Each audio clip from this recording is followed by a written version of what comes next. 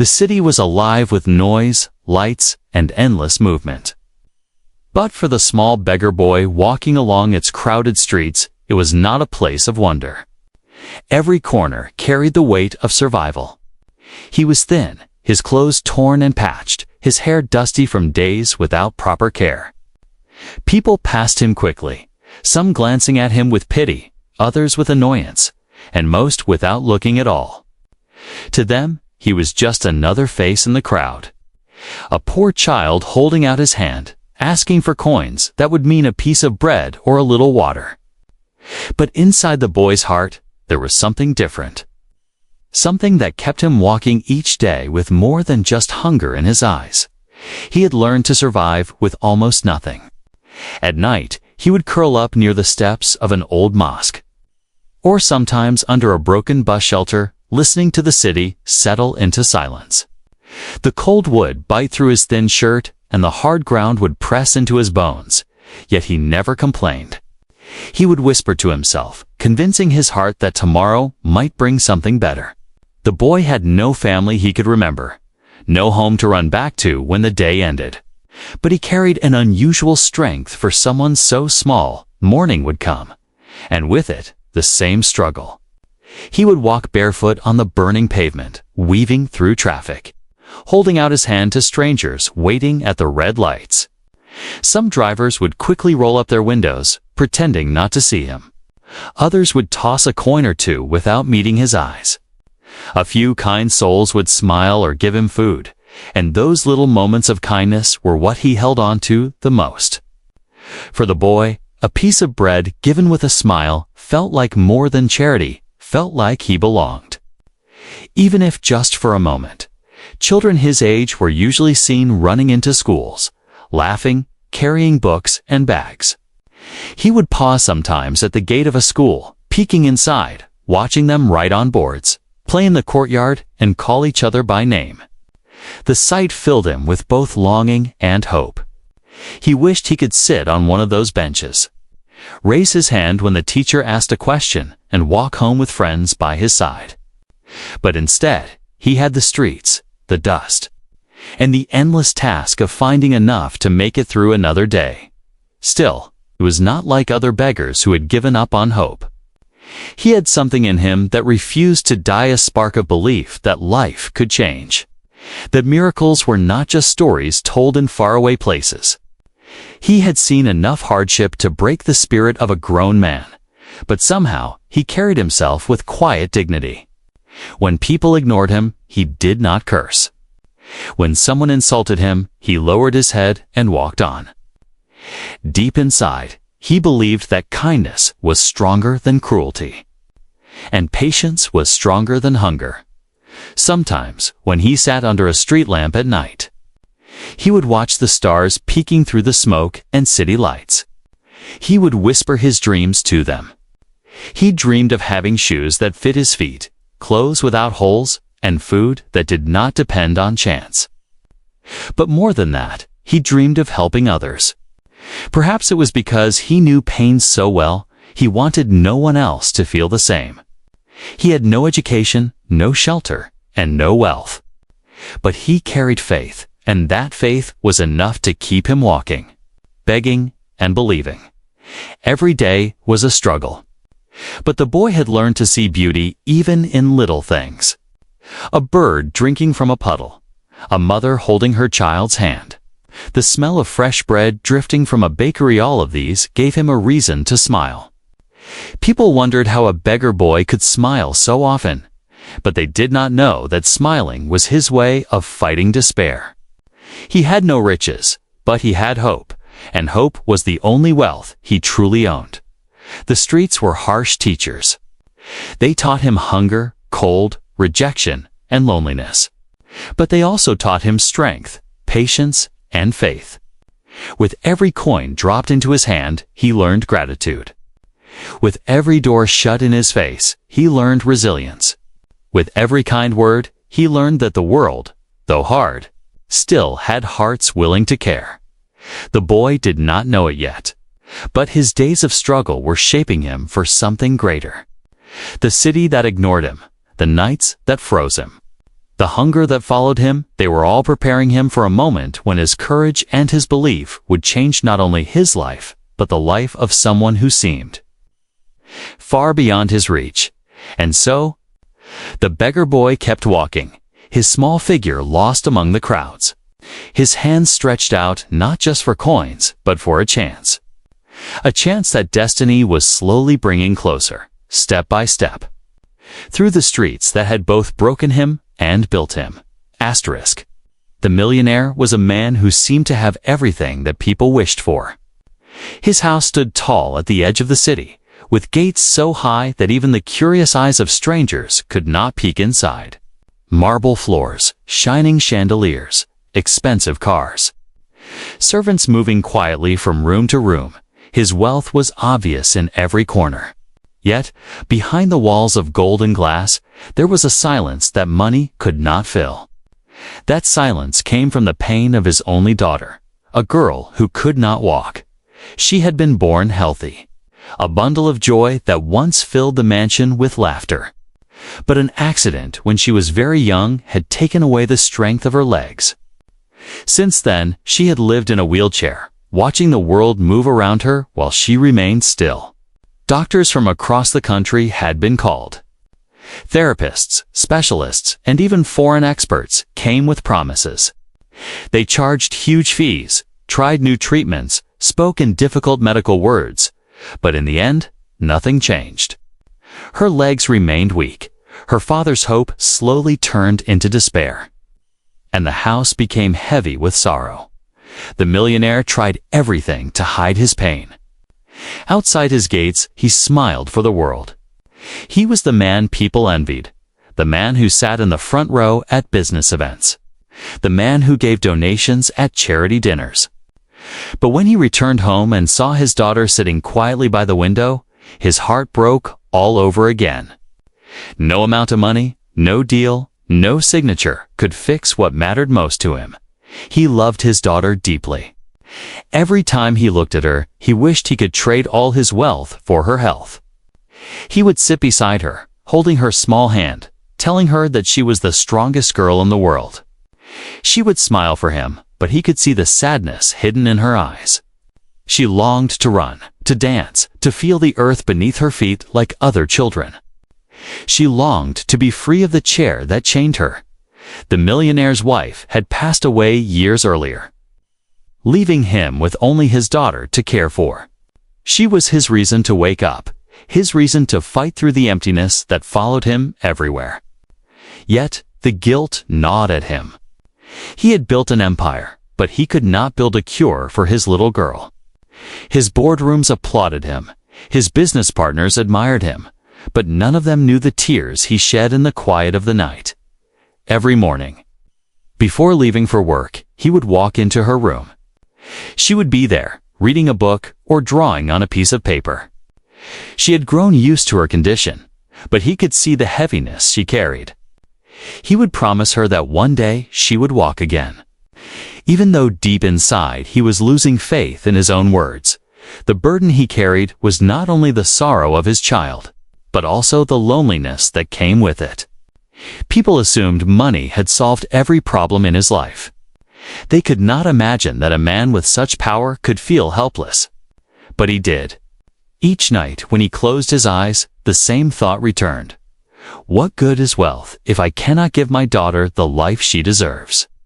Sometimes he would sit in his study, looking at her old baby shoes placed carefully on a shelf.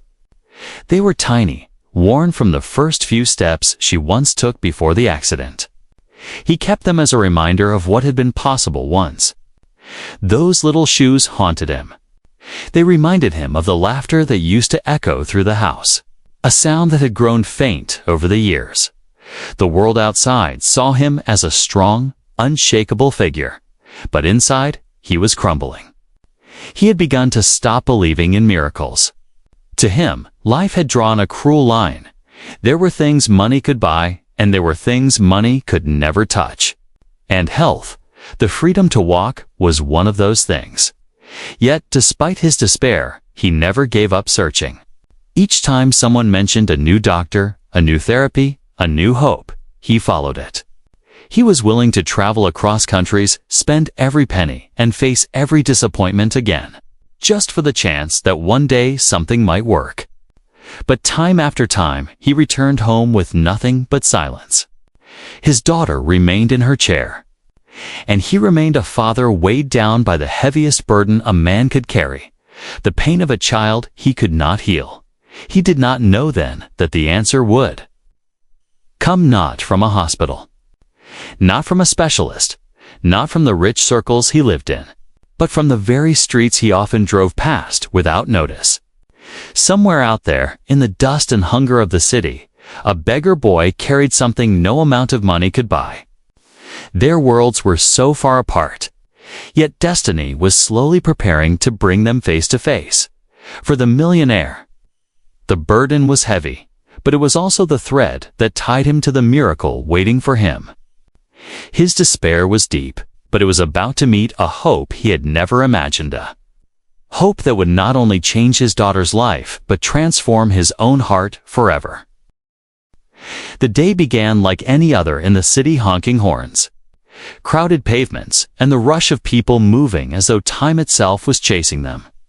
The millionaire sat in the back seat of his black car, his driver navigating through traffic toward the tall glass building where his office was. He had meetings lined up, contracts to review, and calls waiting. But his mind, as always, was somewhere else, back at home with his daughter, who sat by the window in her wheelchair, waiting for him to return. As the car slowed near a busy intersection, the millionaire glanced outside.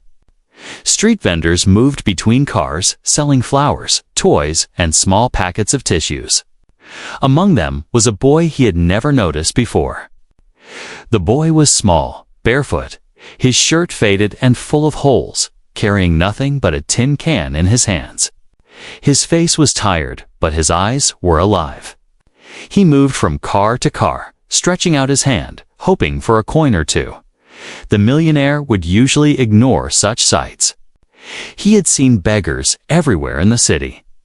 He believed most people gave them coins out of pity and then forgot about them. But something about this boy made him pause. Perhaps it was the calmness in the child's eyes, or the way he stood, not desperate, but steady, as though he carried something far greater than his ragged clothes suggested. The traffic light turned red, and the boy reached his car. The driver frowned, ready to shoo him away, but the boy did not beg in the usual way. Instead, he looked directly at the backseat window where the millionaire sat. His gaze was bold, unafraid, almost challenging. The millionaire lowered the glass, more out of curiosity than kindness. "Sir," the boy said softly, his voice clear despite the noise of the street, "I can make your daughter walk again."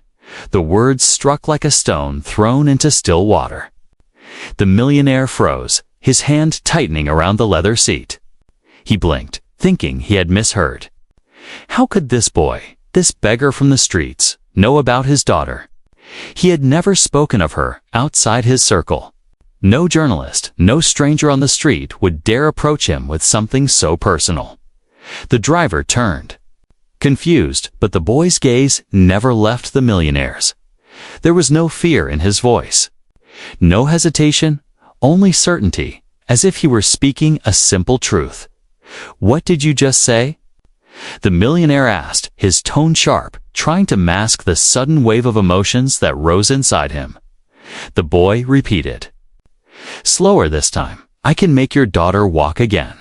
For a moment, silence wrapped around the car despite the chaos outside. The millionaire felt his chest tighten. Anger, disbelief, and a faint flicker of something he had not felt in years. Hopes struggled inside him. He almost wanted to laugh. How dare a street boy speak of such things when the best doctors in the world had failed? Was this some cruel joke, or the foolish imagination of a hungry child? Yet he could not ignore the calmness in the boy's eyes. They were not the eyes of a liar or a trickster. They were steady, almost shining, as though he carried a secret the world had overlooked. The driver muttered under his breath, "He's just a beggar, sir." Ignore him. I'll drive on when the light changes, but the millionaire raised his hand to stop him. His heart raced, torn between reason and instinct. Logic screamed at him. This was madness. And yet, deep inside, something whispered that he should not let the boy walk away. "How do you know about my daughter?" he demanded, his voice lower now, almost trembling. The boy smiled faintly, not mocking, not proud, just gentle. "I don't need to know her. I only know I can help." The light turned green, horns blared behind them, and the driver pressed the accelerator. The car moved forward, leaving the boy standing on the edge of the road, his small figure shrinking in the rearview mirror. The millionaire leaned back in his seat, his heart pounding, his mind clouded. He wanted to forget the encounter, to dismiss it as nonsense. But the boy's words clung to him like a shadow. "I can make your daughter walk again." The rest of the day passed in a blur. Contracts, meetings, phone calls, none of it mattered. Each time he closed his eyes, he saw the boy's face, the calmness in his eyes, the certainty in his voice. It disturbed him, but it also stirred something he thought he had lost years ago, the possibility that maybe, just maybe, there was still hope. That night, as he sat in his study, the millionaire could not shake off the memory. His daughter sat quietly nearby, drawing with her pencils. He watched her, the faint smile on her face, the way her legs lay still under the blanket. He thought of the beggar boy again, of the impossible promise spoken on the street. He shook his head, trying to dismiss it, but his heart whispered otherwise. It was the first time in many years that a stranger's words had unsettled him this deeply. He did not know it yet, but destiny had already tied his path to the boys.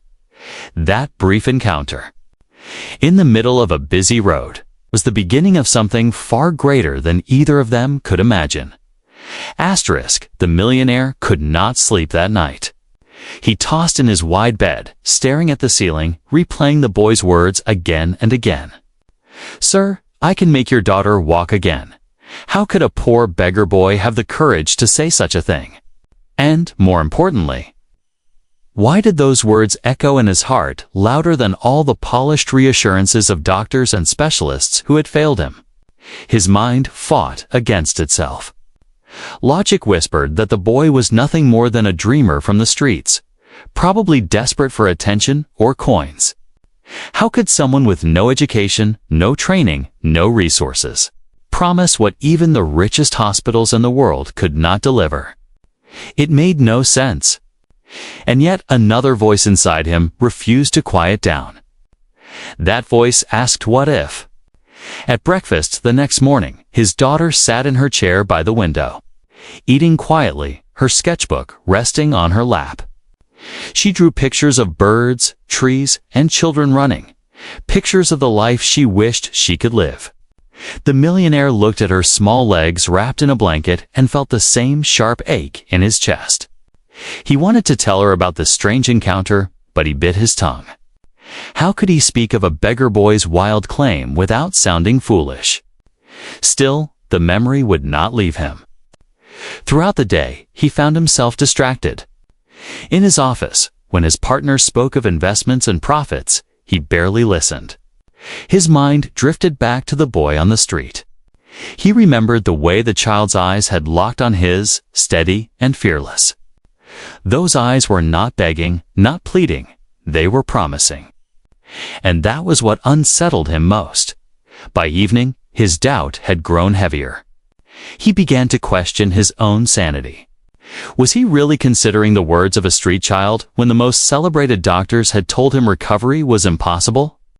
He poured himself a glass of water, staring at his reflection in the glass walls of his study. He was a man of reason, a man who built an empire with calculation and hard work, not with blind faith. Was he now so desperate that he was ready to believe in miracles from the mouth of a beggar? The next few days stretched in the same conflict. He wanted to forget, but he couldn't. He wanted to dismiss, but he kept remembering.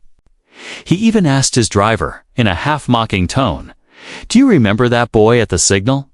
What nonsense he spoke. The driver laughed it off, saying, "Sir, these street kids make up stories. Some say they can heal, some say they can bless. It's just tricks for survival. Don't waste your time." But the millionaire didn't laugh. He simply nodded, silent, his thoughts burning, because in his heart he knew the boy hadn't spoken like a trickster. There had been no fear, no begging, no performance. Just a simple truth, spoken with calm certainty. At night, his skepticism took on another form in Gore. He felt angry at himself for even entertaining the thought. How could he, a man of status, allow his mind to be shaken by a child of the streets? He told himself it was foolishness, weakness born of his love for his daughter. He told himself to focus on reality. Yet when he walked into his daughter's room and saw her asleep, her fragile body curled under the blanket, his anger melted into helplessness. And then, something surprising happened. On the third day after the encounter, his daughter asked him a question that made his heart stop. "Papa," she said softly, "when will I walk again?" He froze. He had no answer. He always told her one day, but that day had never come. His eyes filled with tears he didn't want her to see. He touched her cheek and whispered, "Soon, my love, soon." But inside, the words of the beggar boy roared back louder than ever. That night, alone in his study, the millionaire admitted something to himself. He was desperate. He had tried everything money could buy, and nothing had worked. He had no more options. And that left him with two choices: either give up forever, or take a chance on something that defied logic. The thought of inviting the boy into his mansion made him feel uneasy. What if it was a trick? What if the boy was lying? What if his daughter was hurt again, this time not in her body, but in her heart? Could he risk giving her false hope? He wrestled with these questions until dawn, his mind torn between faith and doubt. But even in his skepticism, one truth stood tall: he could not forget the boy. Something about him was different. Something about him carried weight, as though fate itself had spoken through his small voice. The millionaire didn't want to believe, but he also couldn't let go. By the time the sun rose, his decision was not yet clear, but his heart was restless. He knew he would see the boy again. Whether it was to prove him wrong or to search for the last drop of hope left in his life, he would not rest until he faced him once more. Days passed. But the words of the beggar boy would not leave the millionaire's mind. He tried to drown them in his work, in meetings, in conversations with his business partners. He told himself it was foolishness, a distraction. Yet, every time he returned home and saw his daughter's wheelchair by the window, his heart whispered the boy's promise back to him: "I can make your daughter walk again." The conflict inside him grew heavier with each sunrise. On one side stood reason, cold, sharp, unforgiving.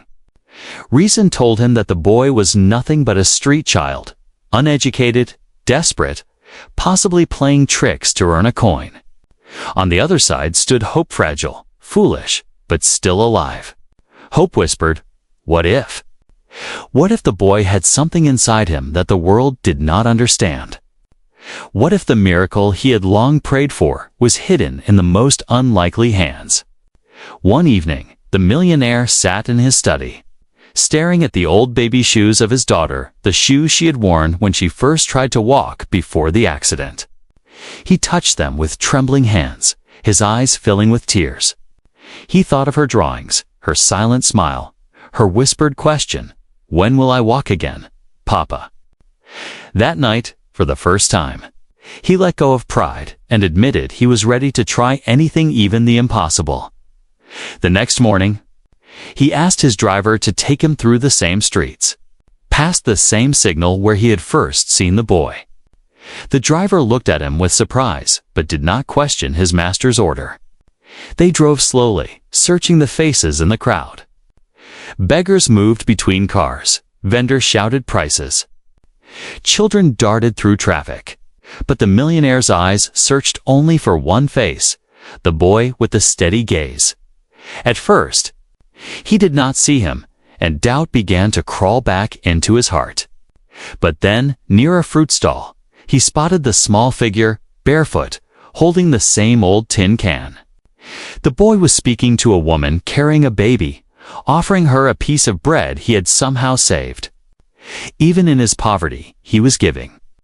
The sight made the millionaire's chest tighten. The car pulled over, and the boy turned. His eyes met the millionaire's again, the same steady eyes, the same calmness. He walked toward the car, not rushing, not begging, but as if he had been waiting. "Sir," he said softly, "you came back." The millionaire swallowed hard. For a moment, he almost told the driver to leave. Pride screamed at him. What was he doing? A man of his status, speaking to a beggar child in the middle of the street. But his daughter's face flashed in his mind, her drawings of children running. That gave him courage. "Get in," he said at last, his voice heavy but firm. The boy stepped into the car, sitting quietly, his bare feet tucked under him, his small hands resting on his knees. There was no fear in his posture, no nervousness. He sat as though he belonged there. The millionaire studied him, still skeptical, still torn between trust and doubt. "Do you understand what you said to me that day?" the millionaire asked. "Do you realize how serious it is?" The boy nodded. "I understand, sir. And I meant every word." Silence filled the car as it drove toward the mansion. The millionaire's heart beat fast. He had allowed the boy into his world, into his guarded space. He had no proof, no reason, only a desperate faith that this risk might bring a chance, no matter how small. When the car reached the gates, the servants looked on with shock. A beggar boy in torn clothes stepping into the grand house of their master was unthinkable. Whispers followed as the boy walked through the marble halls, his small figure out of place among the chandeliers and polished floors. Yet he walked with quiet confidence, his eyes fixed ahead, as though none of the luxury around him mattered. The millionaire led him up the stairs, his steps slow, his chest tight. At the door of his daughter's room, he paused. Doubt clawed at him again. What if he was wrong? What if this boy failed? What if his daughter's fragile heart was broken all over again? But when he turned to the boy, he found the same calm eyes looking back at him. "Please," the boy said gently. "Let me try." The millionaire took a deep breath and opened the door. His daughter looked up from her sketchbook, her eyes widening at the sight of the stranger beside her father. She tilted her head, curious but not afraid. "Who is this?" she asked softly. The millionaire's voice trembled as he replied, "Someone. Someone who wants to help you." And with that, the beggar boy stepped forward, his heart steady, his eyes full of a quiet certainty. For the first time, the millionaire laid down his skepticism and gave the boy a chance, an impossible chance that was about to change everything. Asterisk. The air inside the girl's room was quiet, almost too quiet. The curtains swayed slightly as a soft breeze entered through the open window. The young girl sat in her chair, her sketchbook still in her lap, her eyes shifting curiously between her father and the stranger boy who had just stepped in. She had grown used to doctors visiting her, men in white coats, women carrying files, all of them speaking in serious tones, but this boy was different. He had no bag, no coat, no tools. His clothes were torn, his hands rough, and yet his eyes carried something none of those doctors had ever brought into her room: calm, steady hope. The millionaire stood by the door, his chest heavy. Doubt gnawed at him, whispering that this was madness. He almost opened his mouth to send the boy away, to tell him that this was a mistake. But something inside, perhaps the last fragment of faith, he had held him still. He folded his arms and watched, his heart pounding. The beggar boy moved slowly toward the girl. He knelt down beside her chair, lowering himself so that his eyes met hers. He smiled, not with pity, not with sorrow, but with warmth. "What's your name?" he asked gently. She hesitated, then whispered, "Amina." "That's a beautiful name," the boy said. "Do you believe in yourself, Amina?" The girl tilted her head, surprised by the question. Nobody had ever asked her that before. People always asked about her pain, her legs, her condition, but never about her belief. I don't know," she admitted softly. The boy nodded, as if he had expected that answer. He placed his small, rough hands lightly on her legs, the legs that had not moved in years. His touch was gentle, almost like a whisper. He closed his eyes for a moment, breathing deeply. As if drawing strength from somewhere unseen, the millionaire clenched his fists, his skepticism roaring louder with every second. His mind shouted, "This is foolishness. Nothing will happen. I am letting a child play with my daughter's broken heart." He nearly stepped forward to stop it, but then saw something change. The boy opened his eyes, and his voice was calm but firm. "Amina, listen to me. You can stand. You can walk. Not tomorrow, not years from now. Now, but you must believe it. You must trust me, and more importantly, trust yourself." The girl's lips trembled. No one had ever spoken to her like that. The doctors had filled her ears with difficult words. Her father had promised her someday, but this boy was speaking as if it were already true. She looked at her father, then back at the boy. "I'm scared," she whispered. "It's okay to be scared," the boy said softly. "But don't let fear win. Take my hands. Let's try together." He stood up slowly, extending both of his hands toward her. For a long moment, the room was frozen in silence. The millionaire felt his heart hammer against his ribs. His throat was dry. He wanted to stop this, to protect her from disappointment, but he could not move. Amina looked at the boy's hands. Her own small fingers trembled as she placed them into his. His grip was steady, warm, reassuring. The boy gently pulled, not forcefully, but with patience, as if inviting her, not commanding her. And then, something happened. The girl's legs, stiff and lifeless for years, twitched. It was the faintest movement, almost invisible, but it was real. The millionaire's eyes widened, his breath caught in his chest. He took a step forward, hardly believing what he saw. "Try again," the boy whispered. Amina pressed her palms harder into his, her arms shaking with effort. Slowly, painfully, her knees bent, her body rising from the chair. For the first time in years, she stood. Unsteady, trembling, but standing. The millionaire's eyes filled with tears. His lips parted, but no sound came out. He wanted to shout, to cry, to fall to his knees in gratitude. But he was frozen in awe. The boy's voice broke through the silence again. "One step, Amina. Just one." The girl's body trembled as she shifted her weight. Her right foot moved forward, clumsy, heavy, but alive. Then her left. The wheelchair stood behind her, empty for the first time in years. She gasped, her face lighting up with shock and joy. "Papa, I'm walking." The millionaire's tears finally fell, streaming down his cheeks. His daughter, his precious little girl, was walking toward him, 2 small, trembling steps that felt larger than life itself. He dropped to his knees, opening his arms wide, and she stumbled into them, her weak legs supported by his embrace. He held her tightly, his chest shaking with sobs, his heart overwhelmed.